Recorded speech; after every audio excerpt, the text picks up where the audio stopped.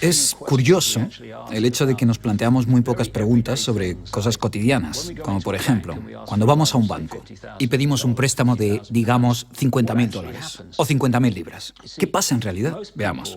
Muchas personas viven la vida basándose en unas ideas que se alejan mucho de la realidad. Lo que en realidad pasa es que si pides 50.000 libras, escriben que en tu cuenta hay 50.000 libras. Eso es todo lo que hacen. No acuñan monedas ni imprimen billetes. No recurren a ningún metal precioso. Simplemente escriben en una pantalla de ordenador que tu cuenta tiene 50.000 libras. Desde ese momento, empiezas a pagar intereses sobre una cantidad de dinero que nunca ha existido, que no existe y que no existirá.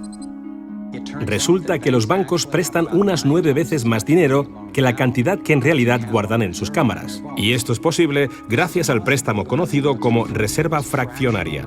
Funciona de la siguiente manera. A la Reserva Federal, o al Banco Central de cualquier país, se le permite determinar la cantidad de dinero que un banco debe tener en sus reservas. En los Estados Unidos, ahora mismo es más o menos un 10%. Así que si depositas $10.000 en el banco separa el 10%, es decir, $1.000, y luego opera en el mercado con el resto. Por ejemplo, ahora llega otra persona al banco y pide un préstamo de $9.000 para comprarse un coche. En ese momento, el banco presta $9.000 del depósito que tú habías creado. Los $9.000 desaparecen. Entonces, la persona que solicita el préstamo paga al vendedor del coche y éste ingresa la cantidad en otro banco que forma parte del mismo sistema bancario central. Estos $9.000 se consideran un nuevo depósito y así continúa el proceso sucesivamente. El dinero se vuelve a depositar y se vuelve a prestar hasta que el depósito inicial de $10.000 se convierte en $100.000. El sistema bancario acaba de crear $90.000 simplemente prestando el dinero. Aparentemente todo empezó con los orfebres del siglo XVII, cuando la gente acudía a ellos para comerciar con oro. El oro era muy pesado para llevarlo de un sitio a otro, así que la gente comenzó a guardarlo en cámaras y comerciaba con recibos. Aquellos recibos fueron los primeros billetes. Como solo unos pocos retiraban su oro en momentos determinados, los dueños de las cámaras, básicamente los nuevos banqueros, empezaron a crear recibos de oro que en realidad no tenían. Entonces prestaban esos recibos y les aplicaban unos intereses al dinero prestado, al oro, que en realidad no tenían. Así nació nuestro sistema de reserva fraccionaria. En este sistema, los banqueros consiguen hacer dinero de donde no hay nada, mientras que el resto de nosotros tenemos que trabajar para ganárnoslo.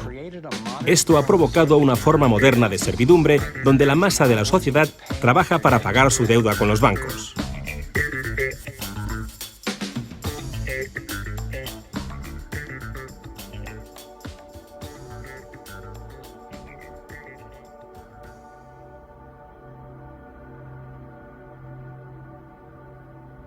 Bajo este esquema de reserva fraccionaria, inevitablemente nos hemos convertido en esclavos de la deuda de una élite financiera que nos gobierna. No porque sean mejores o más inteligentes que nosotros, sino porque han manipulado el sistema para beneficiarse de una gran parte de la gente de este planeta. Catherine Austin Fitts es experta en este tema. Fue ayudante del Departamento de Vivienda y Desarrollo Urbano de Estados Unidos bajo el mandato del presidente George Bush Sr. y luego asesora de la administración de Clinton. Imaginemos el juego del Monopoly. Ahora quieres comprar el Paseo del Prado. Lo que puedo hacer continuamente es imprimir dinero, darme más y más dinero, disminuir el valor de tu moneda al imprimir cada vez más. Da igual lo duro que estés trabajando o el éxito que tengas. Al final, siempre te puedo comprar y no me cuesta nada. Pero ¿cómo se explica que si vosotros o yo mismo fabricamos billetes, se nos acuse de falsificación? Pero si lo hacen los bancos, entonces sea un incremento de la masa monetaria. ¿Cómo han conseguido los bancos este poder? Esto es Jekyll Island, donde en 1910, representantes de los Rockefeller, los Rothschild, los Morgan y otros banqueros privados se reunieron en secreto para preparar la legislación que crearía la Reserva Federal. Ed Griffin se encargó literalmente de escribir un libro sobre lo que pasó en Jekyll Island. Los bancos centrales son como carteles bancarios, quienes se han asociado con los respectivos gobiernos de los países donde operan y se les ha otorgado un poder monopolístico sobre la creación del suministro monetario del país. Eso fue lo que los políticos les ofrecieron como regalo, se podría decir, a cambio de la asociación. Y a cambio, ¿qué ofrecen los banqueros a los políticos? Les prometen crear dinero de la nada, ahora que tienen esa potestad para hacerlo cada vez que el gobierno lo necesite. Y desde 2008 hemos presenciado la mayor impresión de dinero falso de la historia. La prestidigitación financiera disfraza los costes, esconde a quien debemos culpar y nos deja como esclavos de la deuda trabajando para pagar las facturas. Me ha chocado el hecho de que en el mismo año en que se creó la Reserva Federal, en 1913, se creara también el Servicio de Impuestos Internos, y desde entonces se estableció el impuesto sobre la renta. Así que todos nosotros tenemos que pagar la deuda de los políticos con intereses a los banqueros. El problema es que tenemos un sistema bancario privado y centralizado en los Estados Unidos, disfrazado de sistema público. Si buscas en la guía telefónica de aquí de Washington, en el área de DC, si buscas por la Reserva Federal, en las páginas azules gubernamentales, ahí no aparece nada, sino que aparecen las páginas blancas, justo al lado de Federal Express. Es un banco central y privado. ¿Cuál es la relación adecuada, cuál debería ser la relación adecuada entre el presidente de la Reserva Federal y el presidente de los Estados Unidos? Bueno, primero debemos dejar claro que la Reserva Federal es una agencia independiente. Y eso significa, básicamente, que no existe ninguna otra agencia del gobierno que pueda anular las acciones que emprendemos.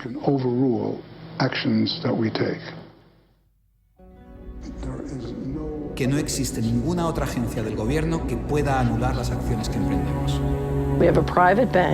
Tenemos un banco privado que imprime dinero en beneficio del Tesoro. La Reserva Federal imprime dinero en un sistema basado en la deuda, que crea escasez, pero coloca a un grupo de privilegiados en una posición en la que tienen acceso a todos los datos sobre la economía, mientras que nosotros continuamos en la ignorancia. Así que tenemos a un pequeño grupo de banqueros que entienden los datos de cómo funciona el dinero en la economía y se les proporciona la habilidad de imprimir dinero de manera que se sigue protegiendo a los privilegiados mientras que el resto nos hundimos.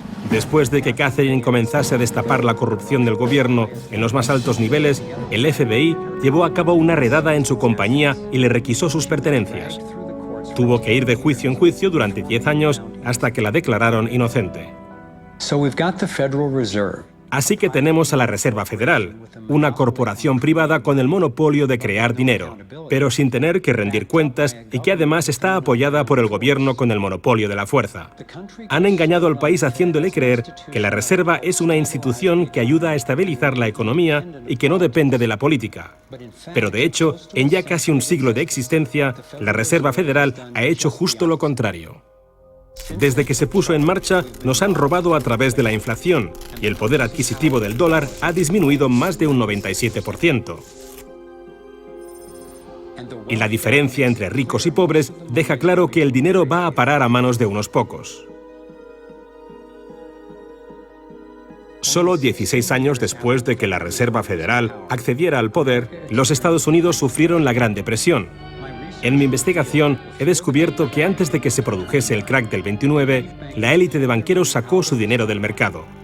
Después del crack, usaron ese dinero para comprar todas las acciones baratas y los bancos en quiebra más pequeños por poco dinero.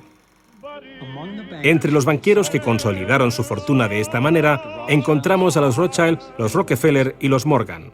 Un caso similar sucedió con el colapso financiero de 2008, en el que de nuevo se volvían a beneficiar los mismos banqueros. En los años previos al colapso, los mayores bancos, incluyendo Bank of America, Citigroup y Chase, todos ellos controlados por los Rothschild, los Rockefeller y los Morgan, se forraban y comerciaban con préstamos basura cuyo dinero sabían que no iban a poder recuperar.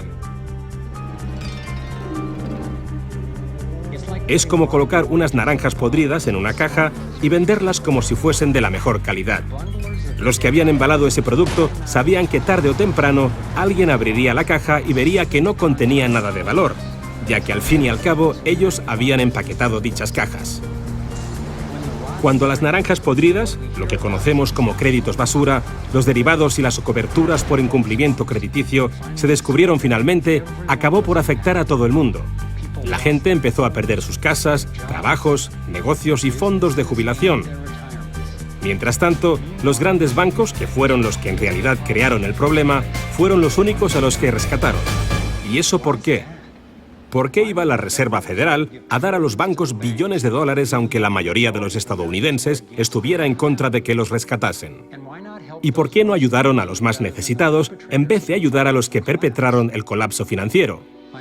Mi investigación me llevó a la conclusión de que las mismas personas que crearon la Reserva Federal, los Rothschild, los Rockefeller y los Morgan, todavía la controlaban y utilizaban esta estructura para salvarse a nuestra costa. Muchos de los bancos creados siguen siendo el lobby más poderoso del Capitolio de los Estados Unidos, y ellos sinceramente son los dueños del lugar.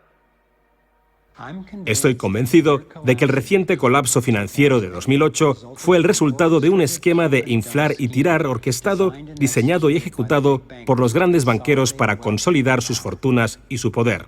David Icke nos explica cómo ve los denominados ciclos comerciales de la Reserva Federal. Fase 1 es como lanzar el sedal. Fase 1, colocas un montón de dinero, unidades de intercambio en circulación. Para ello, bajas los intereses y concedes muchos préstamos. Esta es la parte del ciclo que denominamos boom. Como hay muchas unidades de intercambio en circulación, hay un montón de dinero que cambia de manos, que genera una gran actividad económica. Eso genera empleo y como se gasta más y más dinero, aumenta la demanda. Así que las compañías solicitan más créditos de dinero recién salido del horno para aumentar su producción. La gente coge confianza a su rutina. Pues resulta que trabajo para tal compañía y tienen muchos pedidos. Funciona de maravilla, tengo trabajo asegurado. ¿Y sabes qué? Estoy pensando en comprar una casa más grande.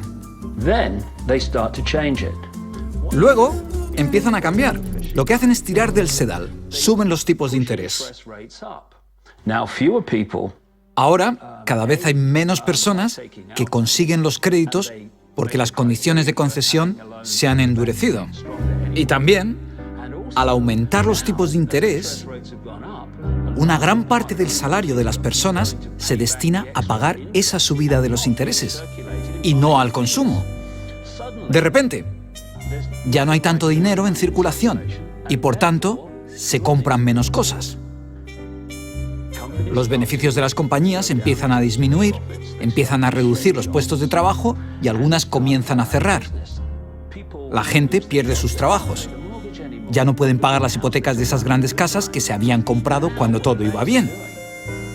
Ahora los bancos empiezan a recoger el sedal, porque mientras la gente se declara en bancarrota, tanto las compañías como las personas, los bancos se quedan con las fortunas que sí que son de verdad, con las propiedades, las tierras, los recursos que habían puesto como aval para que simplemente les prestasen unas cifras que solo aparecían en la pantalla del ordenador. Y llevamos siglos con este ciclo económico de tirar el sedal y recoger, de inyectar una gran cantidad de dinero en circulación, de hacerlos picar. Y lo que se ha hecho en realidad es robar. Y se ha propiciado que se acumule la verdadera riqueza del mundo en manos de unos pocos.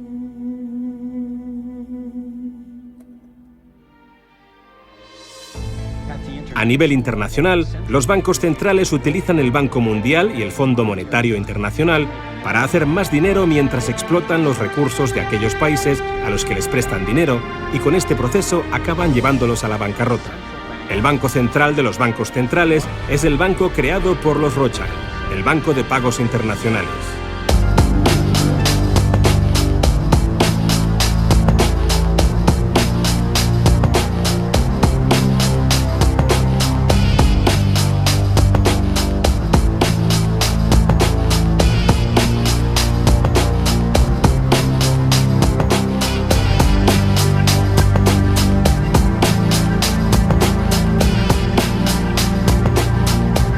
So what is a central bank?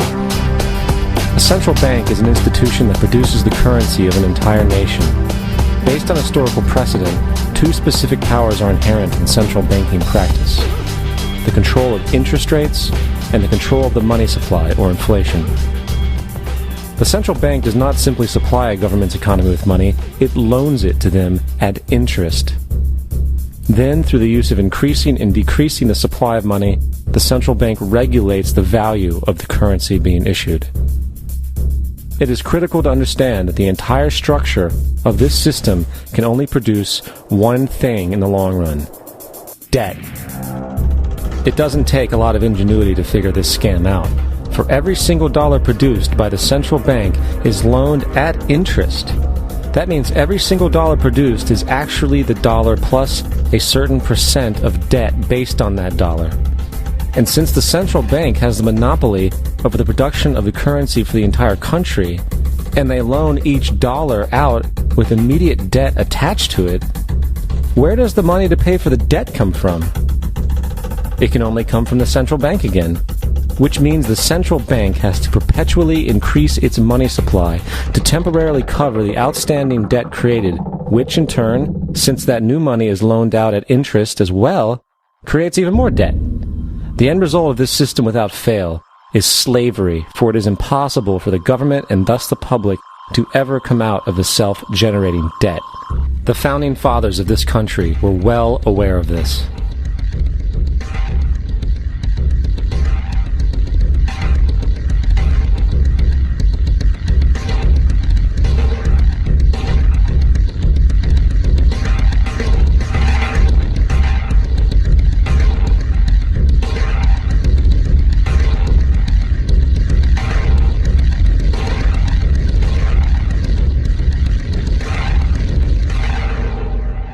By the early 20th century, the U.S. had already implemented and removed a few central banking systems, which were swindled into place by ruthless banking interests. At this time, the dominant families in the banking and business world were the Rockefellers, the Morgans, the Warburgs, the Rothschilds. And in the early 1900s, they sought to push once again legislation to create another central bank. However, they knew the government and public were very weary of such an institution, so they needed to create an incident to affect public opinion. So, J.P. Morgan, publicly considered a financial luminary at the time, exploited his mass influence by publishing rumors that a prominent bank in New York was insolvent or bankrupt.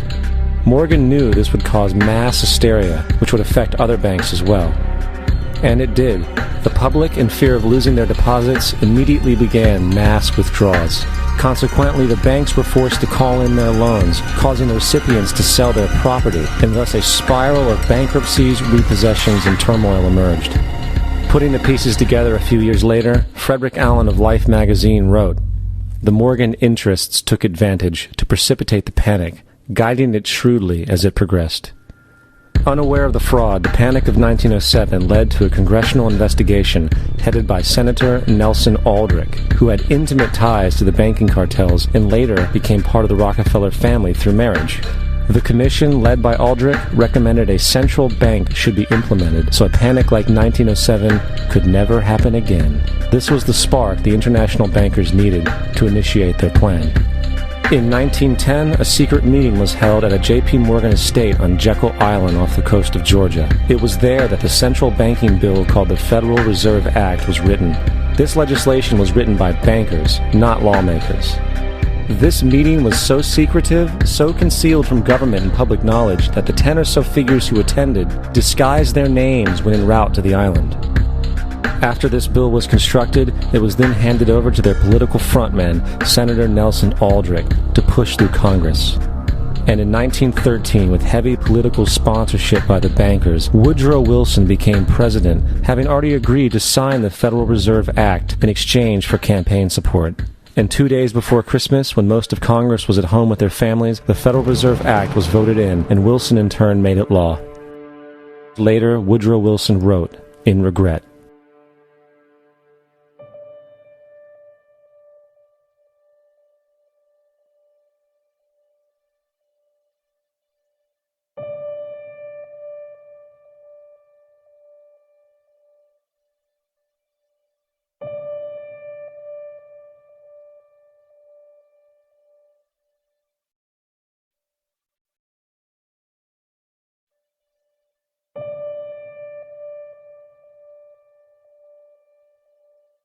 Congressman Louis McFadden also expressed the truth after the passage of the bill.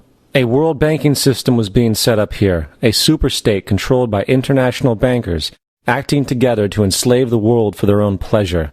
The Fed has usurped the government. Now, the public was told that the Federal Reserve System was an economic stabilizer, and inflation and economic crises were a thing of the past.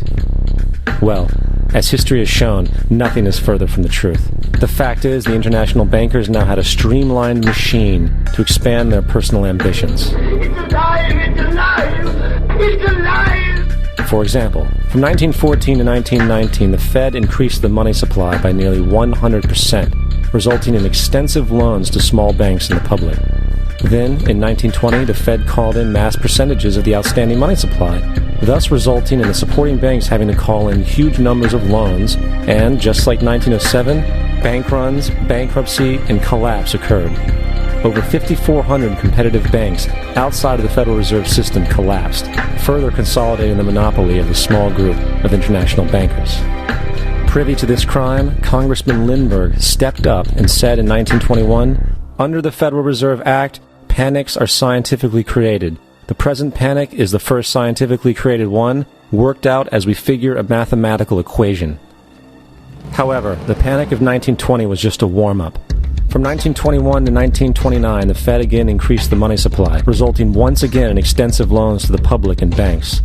There was also a fairly new type of loan called a margin loan in the stock market. Very simply, the margin loan allowed an investor to put down only 10% of a stock's price, with the other 90% being loaned through the broker. In other words, a person could own $1,000 worth of stock with only $100 down. This method was very popular in the roaring 1920s, as everyone seemed to be making money in the market. However, there was a catch to this loan. It could be called in at any time and had to be paid within 24 hours. This is termed a margin call, and the typical result of a margin call is the selling of the stock purchased with the loan. So, a few months before October in 1929, J.D. Rockefeller, Bernard Baruch, and other insiders quietly exited the market, and on October 24, 1929, the New York financiers who furnished the margin loans started calling them in masse. This sparked an instantaneous, massive sell-off in the market, for everyone had to cover the margin loans. It then triggered mass bank runs for the same reason, in turn collapsing over 16,000 banks, enabling the conspiring international bankers to not only buy up rival banks at a discount, but to also buy up whole corporations at pennies on the dollar. It was the greatest robbery in American history. But that didn't stop there. Rather than expanding the money supply in order to recover from this economic collapse, the Fed actually contracted it, fueling one of the largest depressions in history. Once again outraged, Congressman Louis McFadden, a longtime opponent of the banking cartels, began bringing impeachment proceedings against the Federal Reserve Board, saying of the crash and depression, "It was a carefully contrived occurrence. International bankers sought to bring about a condition of despair so that they might emerge the rulers of us all."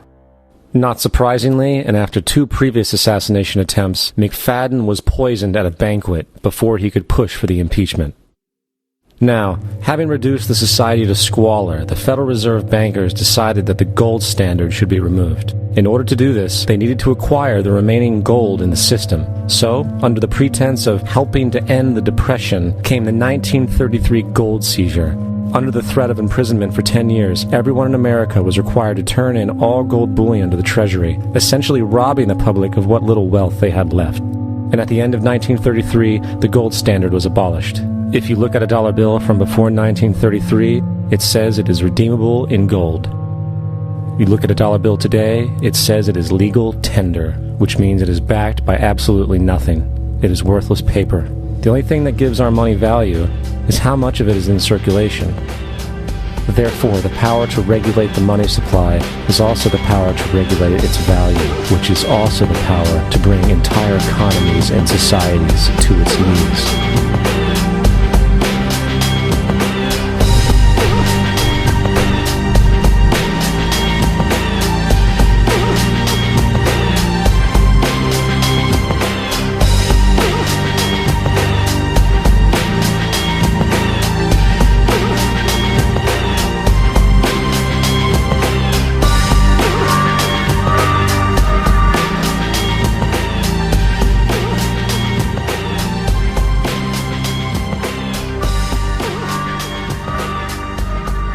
And so we have a system where the private banks, in the end controlled by the same network, not least around the house of Rothschild and others, the Rockefellers too, in America, have been given this level of power to create money and dictate completely, beyond governments, global finance.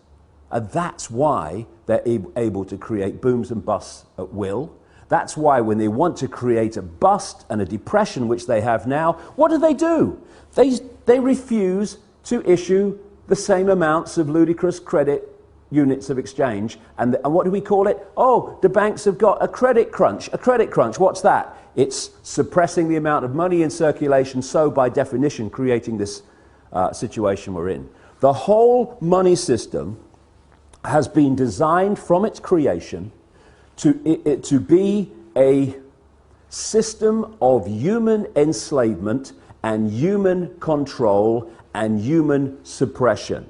So first of all, any occupying protests around the world on the agenda has to be the end of private banks being able to create money out of fresh air on a computer screen and charge interest on it. Now here's a question. Why are governments, they're the government after all, don't they make the laws? I heard somewhere they did. Why are they not creating their own currency interest-free and circulating it interest-free? Therefore, it does the job it's supposed to do, which is to be a unit of exchange to overcome the limitations of barter. Why? I've said it already. Because the same networks that control the banks control the governments. And so the governments do not pass legislation saying, well, what are we borrowing fresh air money from the banks for, plus interest, and making the people have to pay in taxation all that stuff back? All we got to do is create our own money interest-free, because you see, at the moment, the very unit of exchange which allows economic activity to happen is created at the very start as a debt by people borrowing money from banks called credit. It's a debt from the start, the very unit of exchange in the world. It's crazy, it's insane. Number two, that has got to go. No more government, and we need to redefine what we see as government too. No government borrows money at interest from private banks.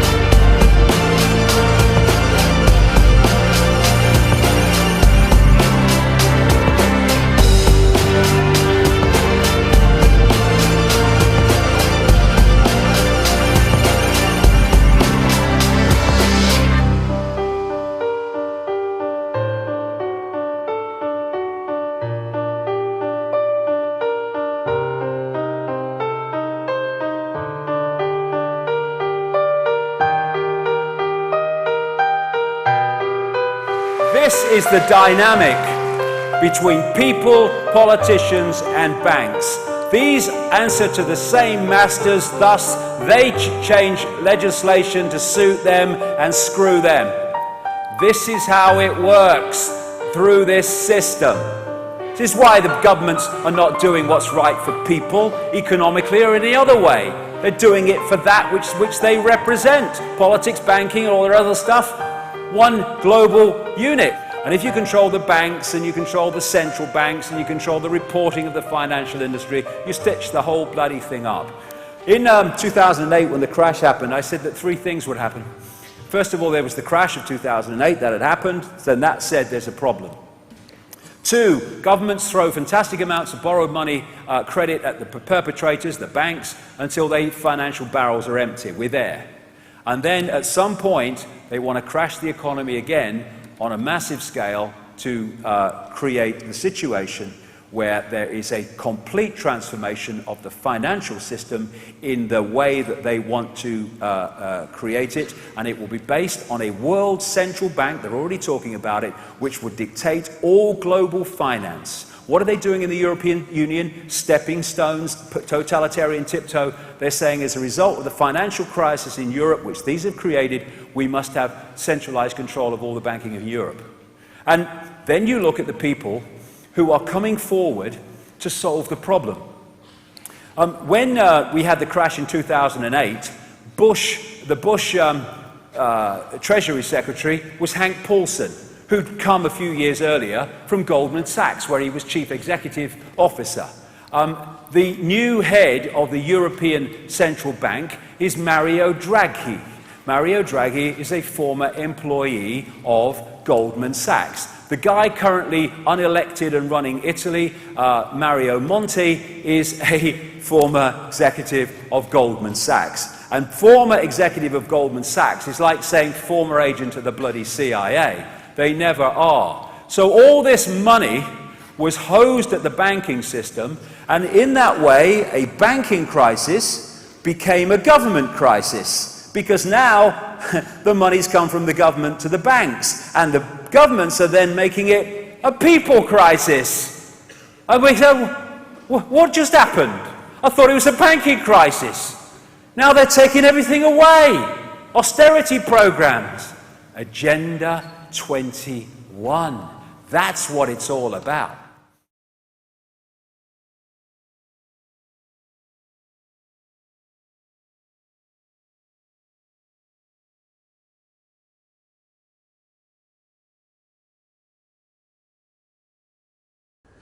They want a world single electronic currency that would replace all other currencies. No more cash. So now you go into a shop or something, you hand over electronic money, a credit card. The computer says, no, won't accept your card. You least now, still, although it's going out of circulation at an extraordinary rate, you can still say, okay, I'll pay cash. What about when there's no cash and that computer says no to your credit card or your microchip as it's designed to be eventually? That's deciding if you purchase or not. It's all about control. And so they want this world currency, and that's what we're seeing in Europe now. People say, oh, the euro's not working. Look. No, it's not. You know why? Because it's not supposed to work. It's just a stepping stone. You had all those currencies in Europe, in Italy, in France, all these different currencies. They wanted on the process of getting to this world currency to get rid of them. So they replaced them all, nearly all of them anyway, with the euro. Now all those currencies in one fell swoop gone. Now we're down to one in Europe, in most countries, the euro. So now what do? They want to make the euro not work as the next stage of getting more and more into this, towards this one world currency.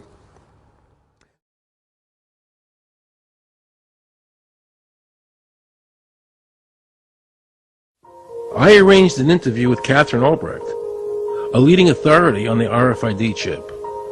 Her book entitled Spy Chips is the definitive book on this subject. The latest technology for identifying people at the point of sale, for identifying people when they make purchases, is actually the implantable chip that you can actually embed directly into human flesh. Homeland Security folks, the Department of Defense and others have expressed an interest in being able to more closely monitor the U.S. populace, and one way to do that, of course, would be being able to determine who buys what and where they take those things.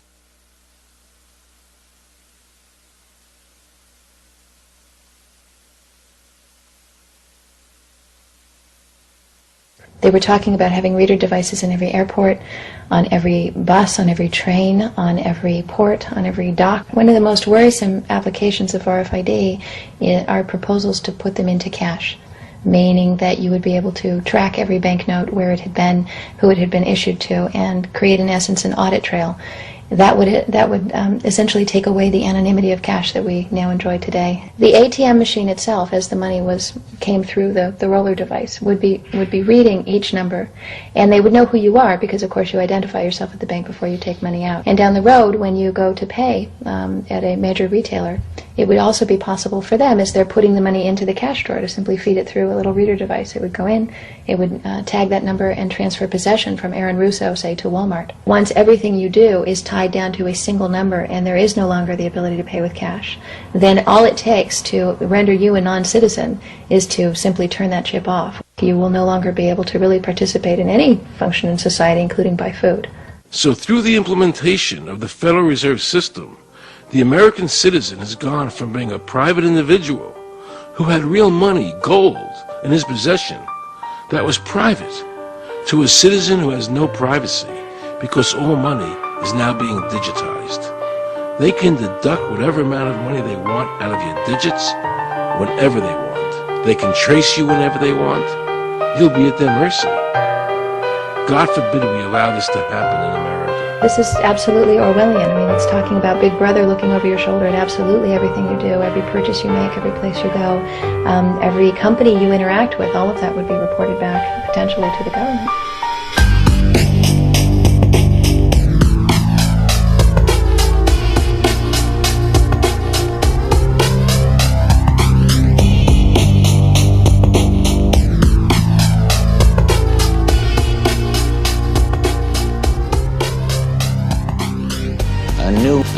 A new world order.